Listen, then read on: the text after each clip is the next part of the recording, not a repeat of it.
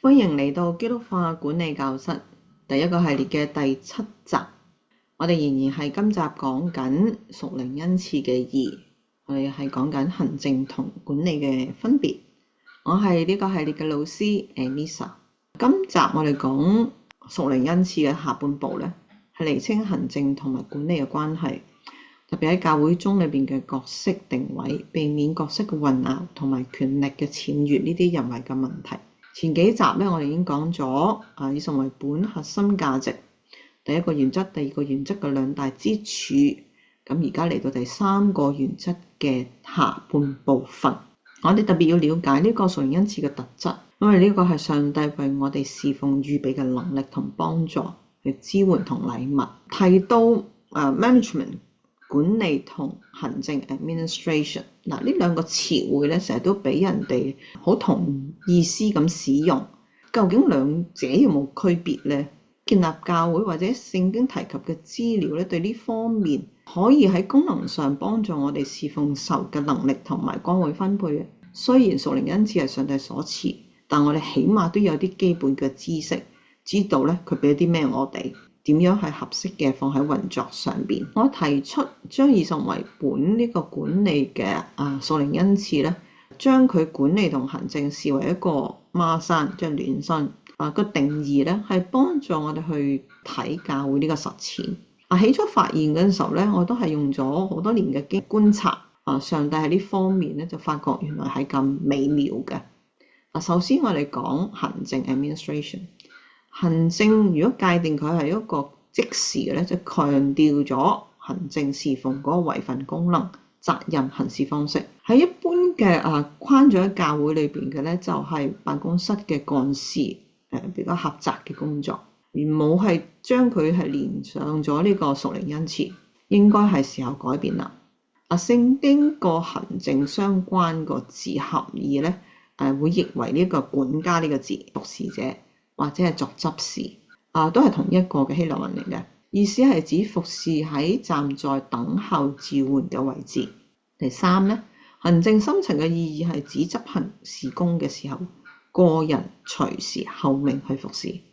執行者咧係站喺前線可見嘅執行工作，就好似擔任緊講道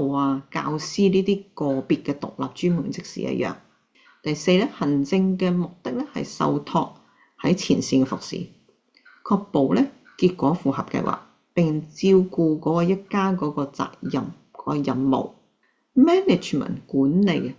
界定係一個支援嘅功能，兼且可以獨立一個職事。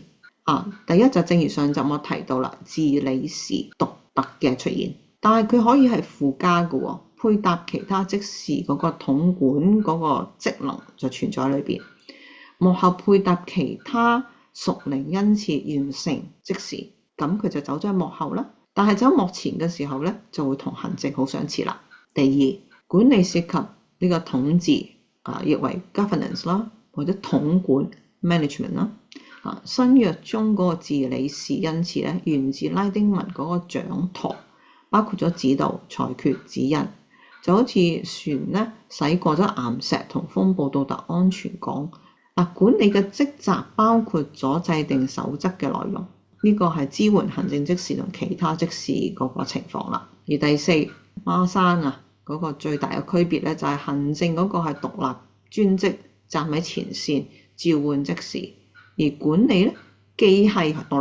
立，亦都係支援配搭，所以佢有雙重嘅情況出現。管理人咧係受託去統管嘅角色，代表主人去處理事情。呢種嘅管理嘅特質咧，配合並推動整體嘅運作。管理咧唔係咧喺其他恩賜之上，其實係配搭。聖經嘅例子即是功能個配搭。保羅同埋使徒咧，佢哋都係教導有區分兩個個存在嘅，係互相配合嘅，共同完成上帝嘅工作。保羅喺哥林多前書嘅12章27至30節咧，係論到身體嘅肢體嘅時候，強調咗肢體嘅配搭。功能方面28節講過啦，上帝喺教會設立嘅職份包括治理士。行政功能咧就幫助人嘅職事係服侍人，個恩賜係前線嘅服侍。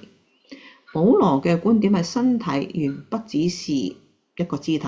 而係許多個肢體，既有管理治理事嘅屬靈恩賜，佢能夠獨特嘅係統管嗰個能力啦，係輔助其他職事啦，也有行政服侍屬靈恩賜方面嘅職事嘅。近代切合流行文化嗰個角色推演咧，就好多時候或者俾人哋睇為或者翻譯為領導，但其實咧聖經係冇咁樣嘅表達過嘅。聖經另一個例子，耶穌基督嘅管理同門徒嗰個職責，耶穌基督嘅服侍都為咗我哋樹立咗個榜樣，展現咗管理嘅理念同行政嘅技巧。羅馬書嘅12章6至8節嗰個治理的恩賜，與使徒行傳嘅6章2至4節嗰獨立職事都係一個例子。治理的殷勤，羅馬書12章8節，保羅用咗另一個希臘文，我哋個中文就譯咗佢叫治理的，咁後邊仲有一樣嘢叫要殷勤，有涉及統管同總管嗰陣時候嘅一種嘅態度，強調管理時候咧個操作同埋個範圍，最重要咧佢都係前線執行嘅屬靈恩賜嘅特質。第二咧就係當早期教會面臨飯食供應個危機啊，我上一集都有提過，使徒咧就覺得唔能夠撇下上帝嘅道去管理飯食喎。咁你睇另外一個希臘文啦，就同我頭先講過係唔相同。咁佢就提到即係咁樣係唔合意嘅，即係啲門徒嘅睇法。中文嘅翻譯就用咗管理另外一個希臘文，佢哋選出呢一個7個有好明星、滿有聖靈同智慧，派佢哋管理呢件事，係行政嘅前線守候同執行。使徒們嗰管理嘅理念係存在嘅喎，對核心個職事係要理解㗎，釐清咗嗰啲嘅職責。團隊中管理飯食嗰個重要7位嘅執事咧，都有前線嘅職責、核心範圍同目標嘅，讓每位個隊員咧更專注自己個重點職事。咁呢度就係講緊即係呢個管理飯食嗰個好明顯就係一個行政獨立嘅職事啦。嚟到小總結，行政 administration 同管理 management 兩者都係以以神為本為核心。屬靈恩賜發揮每個崗位個特質，完成上帝嘅工作。作為受託嘅僕人，清楚自己嗰個位份啦，唔同時期嘅角色或者崗位嘅職份啦，我哋祈求屬靈嘅恩賜嘅時候，咁咧亦都要知道咧點樣去求上帝嘅幫助，俾到呢個支援嗰個禮物。管理個理念咧就默默嘅輔助統管、總管或者做指導，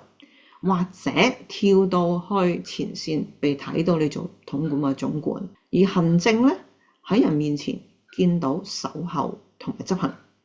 中文翻譯就係出現咗啲字眼上邊啦，治理事的、治理、管理、管家其實加埋咧都係明白唔能夠咁容易理解嘅。今集挑戰腦震盪嘅問題啦，喺侍奉中做得更多嘅行政呢個前線執行方面，還係管理嘅幕後不被看見嗰輔助支援呢？用呢啲區分嘅方式會影響同工之間嘅關係嗎？另外第二個日常應用啦，日常嗰個服侍如何確保做管理支援時咧就冇喧賓奪主，喺行政服務嘅同工亦都冇被輕看呢？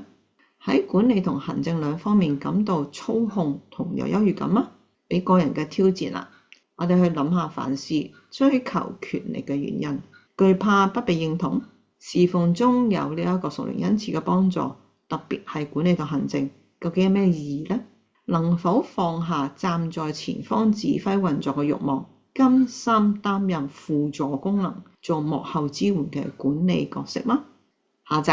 我哋會講以神為本嘅管理第4個原則，屬靈生命。